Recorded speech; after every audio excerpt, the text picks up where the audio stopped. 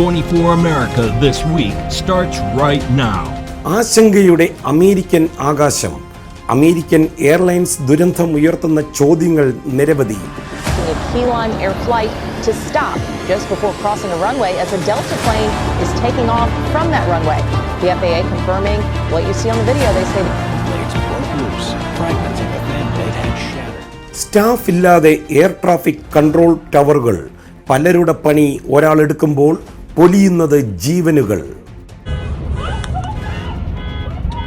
Plane left Northeast Philadelphia Airport Friday evening. Destination, Springfield, Missouri. Shortly after takeoff, it crashed. ഇനി തീപാറും White House media room.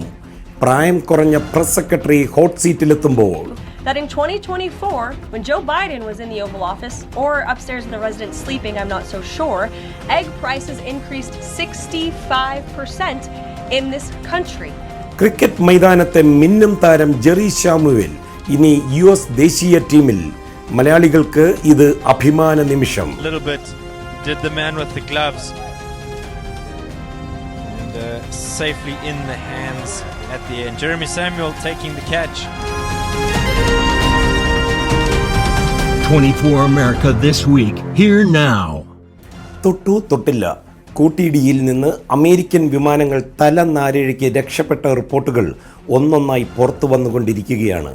Reagan അന്താരാഷ്ട്ര വിമാനത്താവളത്തിൽ land ചെയ്യുന്നതിനിടെ American എയർലൈൻസും സൈനിക ഹെലികോപ്റ്ററും കൂട്ടിയിടിച്ചതോടെ പുറത്തു വരുന്നത് ആശങ്കയുടെ ആകാശകഥകൾ. ന്യൂയോർക്കിൽ നിന്ന് ലിസ് പൗലോസ് തയ്യാറാക്കിയ report. Listen, on the afternoon of July 2nd, a Southwest Airlines pilot had to abort a landing at Louis Armstrong New Orleans International Airport. A Delta Airlines 737 was preparing to take off on the same runway. The sudden maneuver avoided a possible collision by seconds. 9 days later, in San Francisco, an American Airlines jet was accelerating down the runway. It narrowly missed a Frontier Airlines plane whose nose had almost jutted into the path.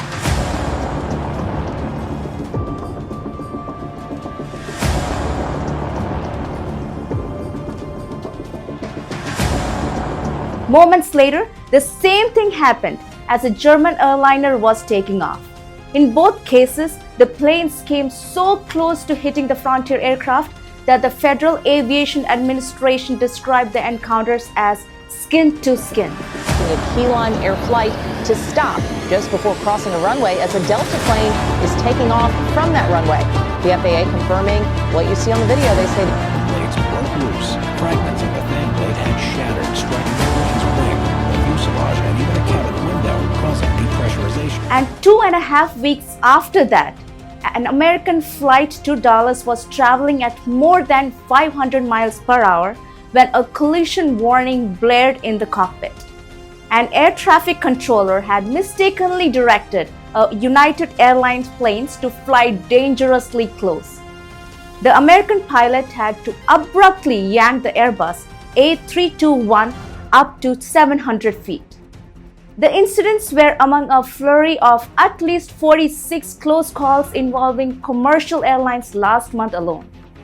They were part of an alarming pattern of safety lapses and near misses in the skies and on the runways of the United States. Smaller express jet is cleared for takeoff on an intersected runway. Larger jet nearly on top of the plane when controllers tell it to circle the air. While there have been no major US plane crashes in more than a decade, potentially dangerous incidents are occurring far more frequently than almost anyone realizes. A sign of what many insiders describe as a safety net under mounting stress. This is Liz Paulos signing off, 24 USA. അമേരിക്കയുടെ ഭരണസിരാ കേന്ദ്രത്തിൽ ആകാശമധ്യേ നടന്ന ദുരന്തത്തിന്റെ ഞെട്ടലിലാണ് ഇപ്പോഴും രാജ്യം. തൊഴിലിടങ്ങളിൽ കഴിവിന് പകരം സംവരണം എന്ന മുൻ ഭരണകൂടങ്ങളുടെ ഈ സമീപനമാണ് പ്രധാന കാരണമെന്ന് ഡൊണാൾഡ് ട്രംപ് പറയുന്നു. Prajinsi Kannan from central news desk. In a shocking development following the tragic mid-air collision over the Potomac River, President Donald Trump has made controversial remarks attributing the disaster to diversity initiatives within the Federal Aviation Administration. Trying to figure out how you can come to the conclusion right now that diversity had something to do with this crash. Because I have common sense, okay? And unfortunately, a lot of people don't.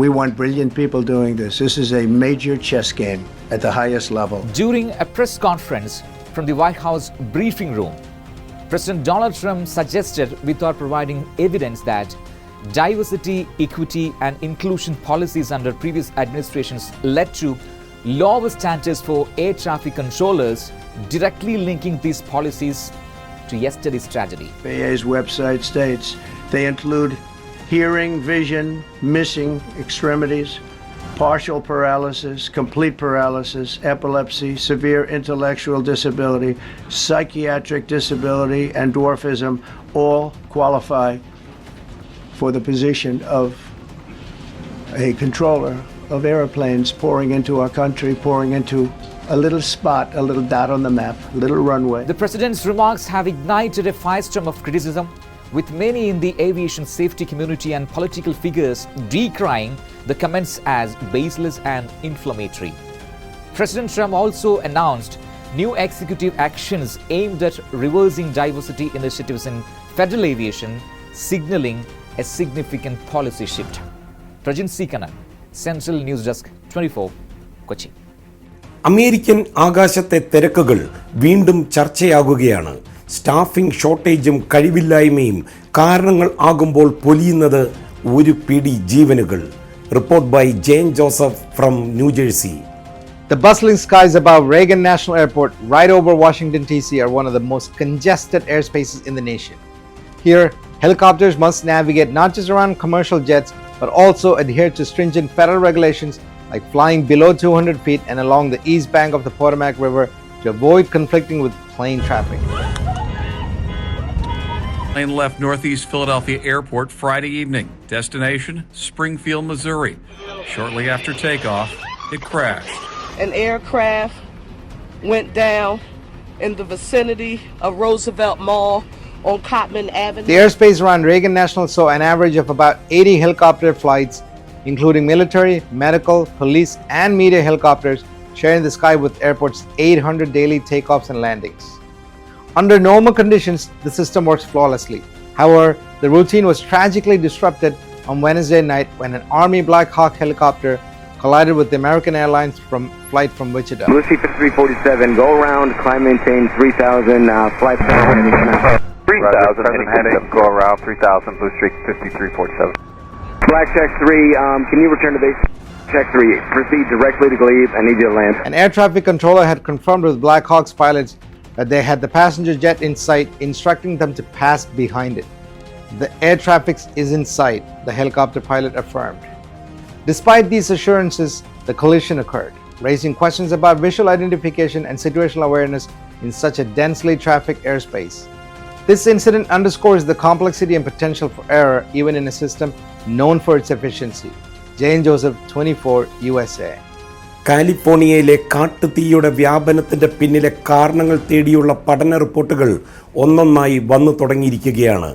കാലാവസ്ഥാ വ്യതിയാനത്തിന്റെ ചില വിരലടയാളങ്ങൾ ഈ റിപ്പോർട്ടുകളിൽ കാണുവാൻ സാധിക്കുന്നുവെന്നാണ് loss ഏഞ്ചൽസിൽ നിന്ന് കവിത പറയുന്നത്.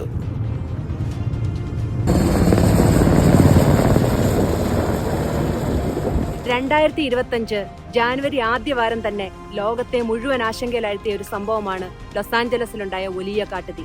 സെലിബ്രിറ്റീസിന്റെ ഉൾപ്പെടെ 16,000-ലധികം വീടുകളും 57,000 ഏക്കറിലധികം വനവും ഈ കാട്ടുതീയിൽ കത്തിയമർന്നിട്ടുണ്ട്. ഇവിടെ ഉണ്ടായ ഈ വലിയ കാട്ടുതീയുടെ പിന്നിൽ കാലാവസ്ഥാ വ്യതിയാനവും ഒരു കാരണമാണ് എന്നാണ് പുതിയ ചില പഠന റിപ്പോർട്ടുകൾ പറയുന്നത്. കനത്ത ചൂടിൽ കരിഞ്ഞുണങ്ങിയ മരങ്ങളും മഴ പെയ്യാതിരുന്നതും എല്ലാം ഇതിന് കാരണമാണ്. ഡിസംബർ ജാനുവരി മാസങ്ങളിൽ ലോസ് ആഞ്ചലസിൽ വീശിയടിക്കുന്ന സാന്റാന കാറ്റും ഈ തീ വ്യാപിക്കുവാൻ ഒരു പരിധിവരെ കാരണമായി. 2024 സമ്മറിൽ തുടങ്ങിയ ഉഷ്ണതരംഗം 2024 അവസാനം വരെ നീണ്ടുനിന്നത് റെക്കോർഡ് ബ്രേക്കിംഗ് ആയിരുന്നു.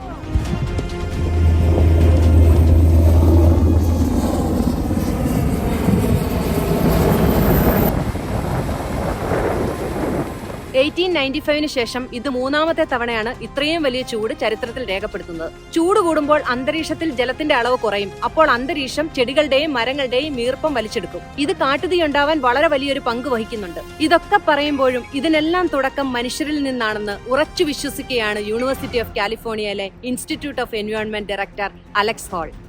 ഡൊണാൾഡ് ട്രംപിന്റെ ഉത്തരവുകളുടെയും നയങ്ങളുടെയും വിശദാംശങ്ങൾ ജനങ്ങളിൽ എത്തിക്കുന്ന ഗേറ്റ്വേയാണ് വൈറ്റ് ഹൗസ് മീഡിയ റൂം. കൊണ്ടും കൊടുത്തും യുദ്ധാന്തരീക്ഷത്തിൽ മുന്നേറുന്ന ഈ മുറിയിലെ ഈ മോസ്റ്റ് സെൻസിറ്റീവ് സീറ്റിൽ ഇപ്പോൾ ഏറ്റവും പ്രായം കുറഞ്ഞ പ്രസ് സെക്രട്ടറിയാണ്. ആരാണ് ഈ ഡൊണാൾഡ് ട്രംപിന്റെ മനസ്സാക്ഷി സൂക്ഷിപ്പുകാരി? Report by Liz Paulose. Donald Trump is back in the White House, and there is a whole new cast of characters. One of the new faces is Caroline Leavitt, Trump's 27-year-old press secretary.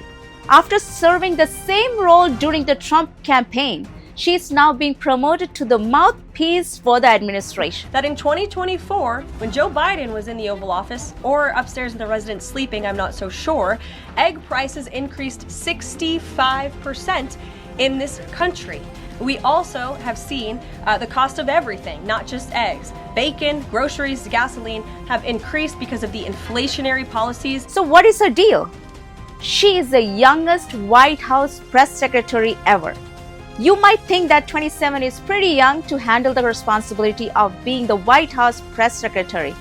Well, the New York Times called Leavitt's podium debut steely and unflinching. Same time, we want to deport illegal criminals, illegal immigrants from this country, but the president has said that, of course, the illegal criminal drug dealers, the rapists, the murderers, the individuals who have committed heinous acts on the interior of our country and who have terrorized law-abiding American citizens, absolutely, those should be the priority of ICE, but that doesn't mean that the other illegal criminals who entered our nation's borders are off the table. As a young person, Leavitt thinks traditional media is cooked. As such, she noted in her first press conference that the Trump administration would be inviting new media representatives into the briefing room. This young lady this is her first job, I would like her to do a little homework because she said something yesterday that really pissed me off. And that was, she said there will be no wokeness here. Oh, yeah. Let me explain something to you. Because without that wokeness, you might not have that job. Yeah. Because in July 2024, she gave birth to son Nicholas. But she returned to work 3 days later after Trump was shot. The president literally put his life on the line to win the election.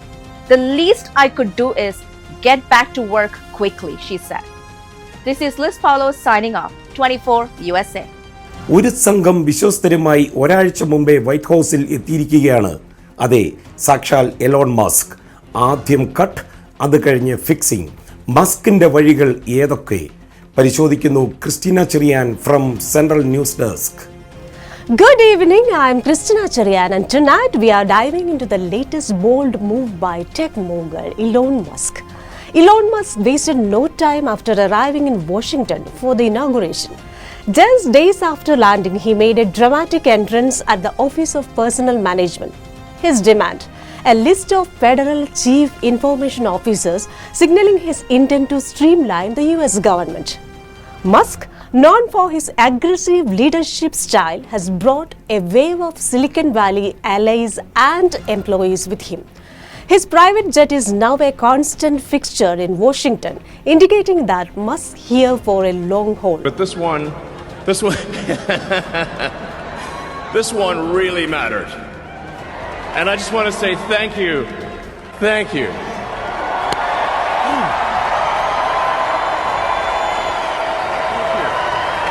My heart goes out to you.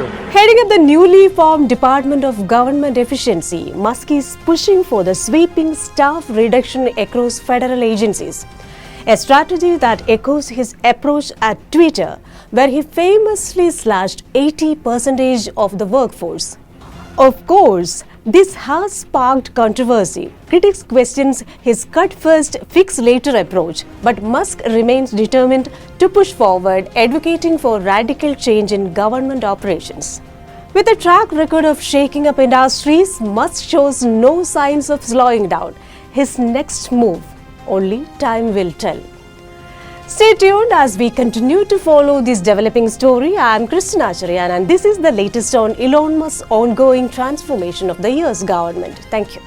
American cricket മൈതാനത്തെ മലയാളി മിന്നും താരം ജെറി സാമുവലിനെ US cricket ടീമിൽ എടുത്തിരിക്കുകയാണ്. New York millennium arts and sports ക്ലബിൻ്റെ ആദരവ് ഏറ്റുവാങ്ങി Jerry Samuel. Report by Robin Cherian from New York. US Under-19 cricket team selection കിട്ടിയ മലയാളി താരം ജെറമി സാമുവലിനെ New York millennium arts and sports club ആദരിച്ചു. Did the man with the gloves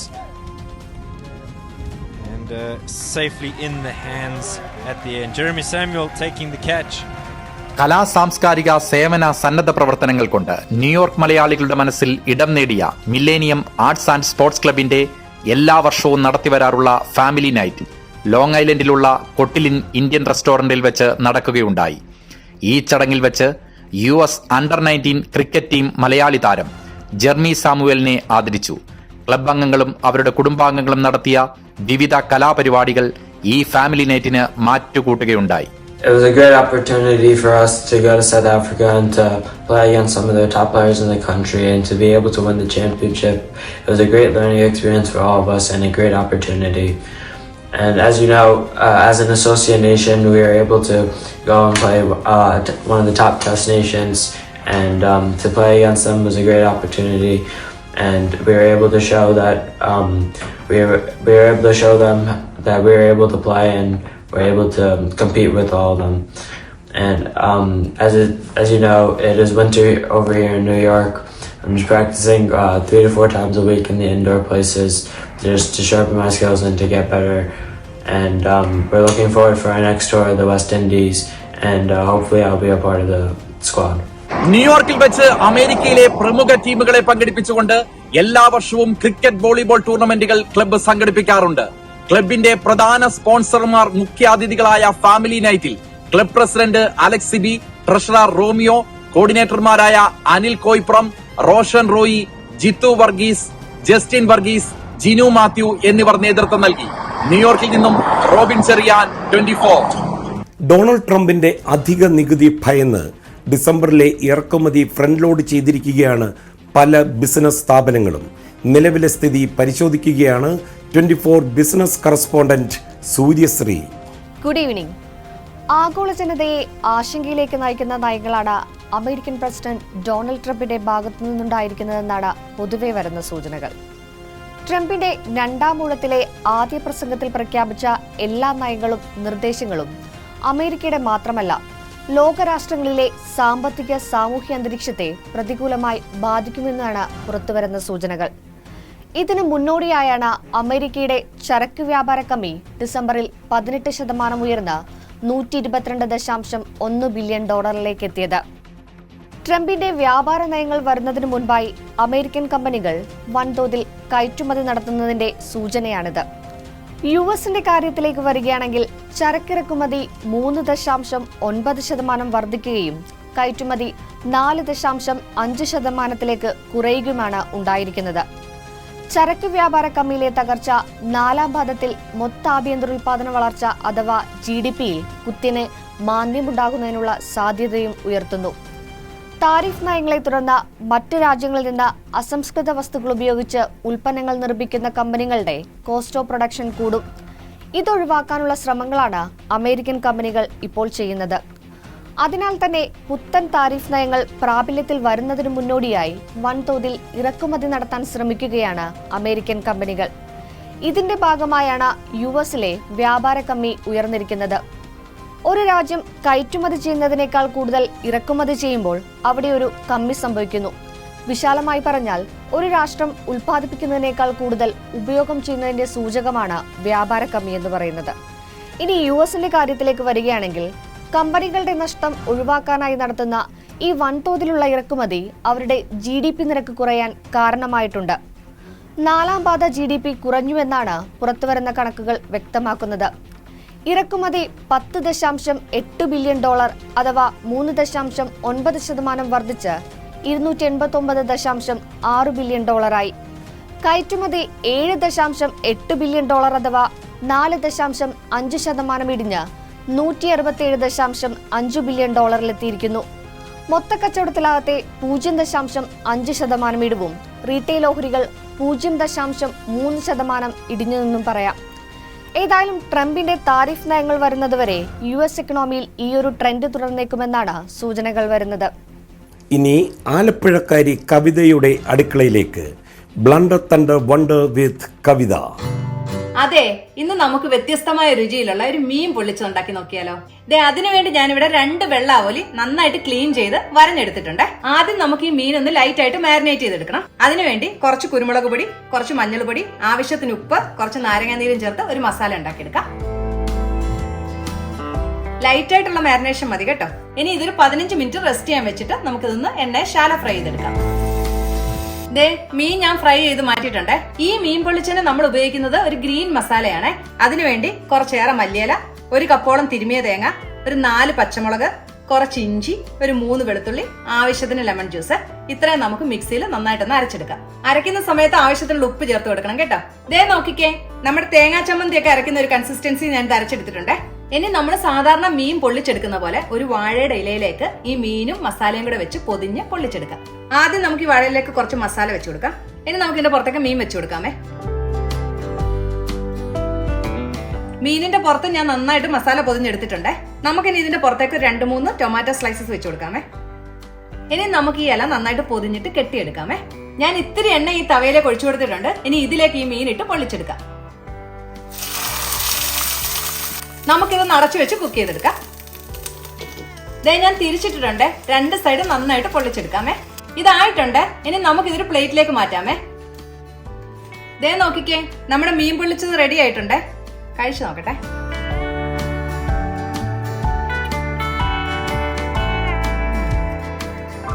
ഇത് നല്ല ടേസ്റ്റ് ഉള്ള ഒരു ഡിഷാണ്. എത്ര കഴിച്ചാലും നമുക്കിത് മടുക്കത്തില്ല കേട്ടോ. ഏത് മീൻ കൊണ്ടും ഉണ്ടാക്കാം.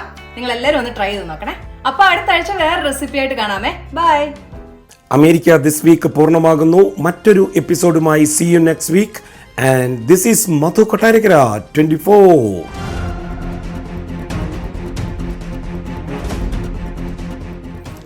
എങ്ങനെ ഉണ്ടായിരുന്നു നാട്ടിൽ നിന്നുള്ള യാത്രയൊക്കെ? കുഴപ്പമില്ലായിരുന്നു വെച്ചാൽ, പക്ഷെ ഞാൻ കയറി ഫ്ലൈറ്റിൽ ഇരിക്കുമ്പോഴാണ് ജസ്റ്റ് കയറുമ്പോഴാണ് അറിയുന്നത് ഇവിടുത്തെ DC-യിലെ പ്ലെയിൻ ആക്സിഡൻറ്റ്. അപ്പോൾ അതിൻ്റെ ഒരു ടെൻഷൻ. നമ്മൾ ഈ ഫ്ലൈറ്റ് ലാൻഡ് ചെയ്യാൻ 30 സെക്കൻഡോടുള്ളപ്പോഴാണല്ലോ ആക്സിഡൻറ്റ്. എങ്ങനെ ടെൻഷൻ ഉണ്ടോ ഫ്ലൈറ്റ് ലാൻഡ് ചെയ്യുമ്പോഴും ടേക്ക് ഓഫ് ചെയ്യുമ്പോഴും? നമുക്ക് ഒരു കൺട്രോളും ഇല്ലാത്തൊരു കാര്യം കാരണം ചെറിയൊരു നമുക്ക് മനസ്സിലുള്ള അപ്പോൾ എപ്പോഴും ഒരു ചെറിയൊരു പ്രാർത്ഥന എപ്പോഴും കയറുമ്പോഴും ഇറങ്ങുന്നുണ്ട്. കുരിശ് വരയ്ക്കും. കായിക താരങ്ങളുണ്ടായിരുന്നു. അതില് ഒരു അമ്മയും 2 മക്കളും ഉണ്ടായിരുന്നു. പിന്നെ ഈ 9/11 പോലെ ഇവരുടെ ലാസ്റ്റ് മെസ്സേജുകളൊക്കെ വരാൻ തുടങ്ങി. അവരെന്താ ചെയ്തതെന്നുള്ളത് ഇപ്പോൾ അന്വേഷണം നടക്കുകയാണ്. സ്കേറ്റിംഗ് താരങ്ങളായിരുന്നു. എന്താ സംഭവിച്ചത്? ഈ സ്കേറ്റിംഗ് താരങ്ങളിലേക്ക് വരുമ്പോൾ ഇതുപോലൊരു സിമിലർ ആക്സിഡന്റ് പണ്ട് നടന്നിട്ടുണ്ട്. 1961 സബീന 548 എന്ന് പറഞ്ഞ പ്ലെയിൻ ന്യൂയോർക്കിൽ നിന്ന് ബ്രസൽസിലേക്ക് വേൾഡ് സ്കേറ്റിംഗ് ചാമ്പ്യൻഷിപ്പിന് പോവുമായിരുന്നു. അപ്പോൾ അതിൽ US-ൻ്റെ മുഴുവൻ സ്കേറ്റിംഗ് ടീമും കൊല്ലപ്പെട്ടു. 18 പേരുണ്ടായിരുന്നു. അത് ആദ്യം റൺവേയിലേക്ക് അപ്രോച്ച് ചെയ്യുമ്പോൾ ക്ലിയറൻസ് കിട്ടിയില്ല. പിന്നെയും കറങ്ങി. അങ്ങനെ ഏതാണ്ട് ഒരു 3 പ്രാവശ്യം അറ്റംപ്റ്റ് നടത്തിയിട്ടാണ് ലാൻഡിംഗ് ഗിയർ ഫെയിലായി പോയത്.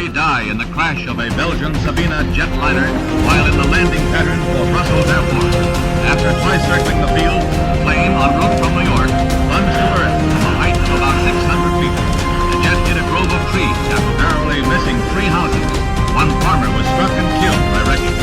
Another gravely injured. 11 crew members and 61 passengers all passed. Aboard the doomed craft on their way to Prague for international competition were the 18 members of America's figure skating team. They included Mrs. Maribel Vincent Owen, 9 times a skating champion, and on this trip as coach for her 2 daughters, both of whom were champions as well. 72 പേരാണ് അന്ന് കൊല്ലപ്പെട്ടത്. ഒരുപക്ഷെ ഈ ഇത്രയും കായിക താരങ്ങൾ ഒരുമിച്ചൊരു plain ആക്സിഡൻറ്റിൽ കൊല്ലപ്പെടുന്നത് അമേരിക്കയെ സംബന്ധിച്ച് തന്നെ ഒരു വലിയൊരു ട്രാജഡി. ഇപ്പോൾ ലിസ് ചോദിച്ച ഒരു സംഭവം അതാണിപ്പോൾ ഏറ്റവും ചൂടേറിയ ഒരു വിഷയം. അതായത് ഏറ്റവും പുതിയ റിപ്പോർട്ട് വരുന്നതിൽ എയർ ട്രാഫിക് കൺട്രോളിൽ 90% എയർ ട്രാഫിക് കൺട്രോളും സ്റ്റാഫിങ് ഇല്ല, എനഫ് സ്റ്റാഫിങ്, ഷോർട്ട് സ്റ്റാഫ്ഡാ. അതുമാത്രമല്ല, ഇപ്പം ഈ റെയ്ഗൻ എയർപോർട്ടിൽ സംഭവിച്ചതെന്ന് പറഞ്ഞു കഴിഞ്ഞാൽ ചിന്തിക്കാൻ പോലും പറ്റാത്തൊരു കാര്യം. കാരണം 9:30 ശേഷം ഇവർ ഡ്യൂട്ടി കമ്പൈൻ ചെയ്യും. അതായത് ഹെലികോപ്റ്ററും പിന്നെ പ്ലെയിനും ഒരാളായിരിക്കും ഹാൻഡിൽ ചെയ്യുന്നത്. ഇത്രയും വലിയൊരു എയർപോർട്ടിൽ, അമേരിക്ക പോലൊരു രാജ്യത്ത്. ഇവന് 9:30 മുന്നേ തന്നെ ഏതാണ്ട് 8:30 എങ്ങാണ്ട് സൂപ്പർവൈസർ ഈ ഡ്യൂട്ടി അസൈൻ ചെയ്ത് കൊടുത്തു. അപ്പോൾ ഹെലികോപ്റ്ററും പ്ലെയിനും കൂടെ ഒരേ സമയം ഹാൻഡിൽ ചെയ്യുകയായിരുന്നു.